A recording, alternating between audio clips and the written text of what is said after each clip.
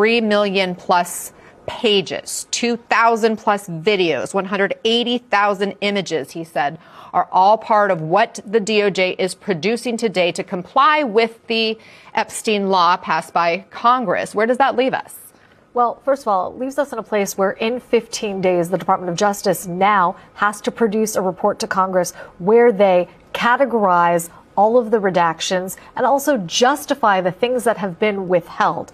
We heard from Deputy Attorney General Todd Blanche about certain of the things that were withheld, many of which were not surprising to us. So he emphasized all of the victim identifying information that had to be redacted or withheld to ensure the safety and privacy of victims. But one other thing that we heard from him, Anna, that I think is really important is his saying that they are both redacting and withholding materials on the basis of various privileges, citing things like deliberative process privilege, work product protection, attorney-client privilege. Let me break down for you and our viewers what that means in real terms. That means some of the documents we most want to see are almost certainly not within the category of things that have been produced. People who are very into the Epstein investigation have been looking for years to see the draft prosecution memo that a Southern District of Florida prosecutor wrote, almost 80 pages long, trying to describe why she thought 50 plus charges were justified against Jeffrey Epstein back in 2007. That is the sort of material we won't see. Why wouldn't we see that? Because they're going to say that that is either a function of attorney work product, meaning reflects her mental ideas about how to forward the interests of the United States in prosecuting Jeffrey Epstein, or their attorney-client privileged information. When the government is talking between and amongst itself in a federal criminal investigation, we don't traditionally think about that as what is attorney-client privilege, but I'll tell you, the government does. Their client is the United States of America. And so many of those internal conversations between and among federal agencies will count in their heads as attorney-client privilege.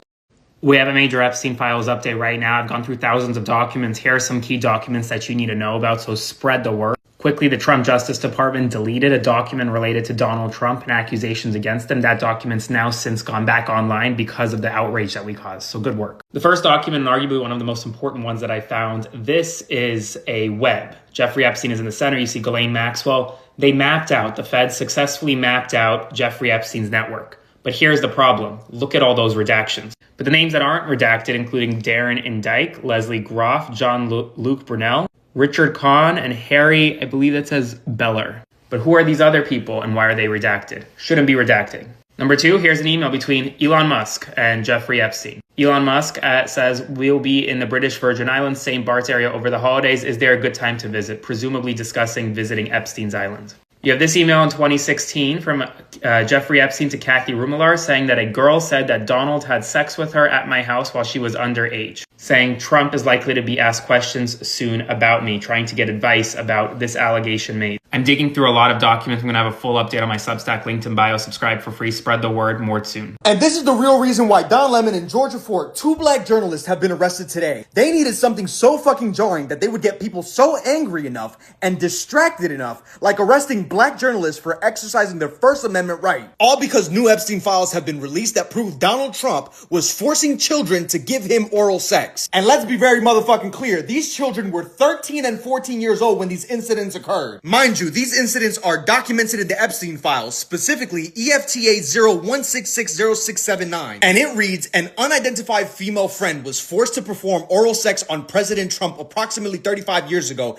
in New Jersey. The friend told Alexis that she was approximately 13, 14 years old when this occurred, and the friend allegedly bit President Trump while performing oral sex. The friend was allegedly hit in the face after she laughed about biting President Trump. The friend said she was also abused by Epstein. But that's not all, because apparently Donald Trump's children were also present when Donald Trump was abusing and assaulting other children. Because another file reads, Donald Trump, the president, had parties at Mar-a-Lago called Calendar Girls. Jeffrey Epstein would bring the children in and Trump would auction them off. He measured the children's vulva and vaginas by entering a finger and rated the children on tightness. The guests were elder men and included Elon Musk, Don Jr. Trump, Ivanka Trump, and Eric Trump were also there.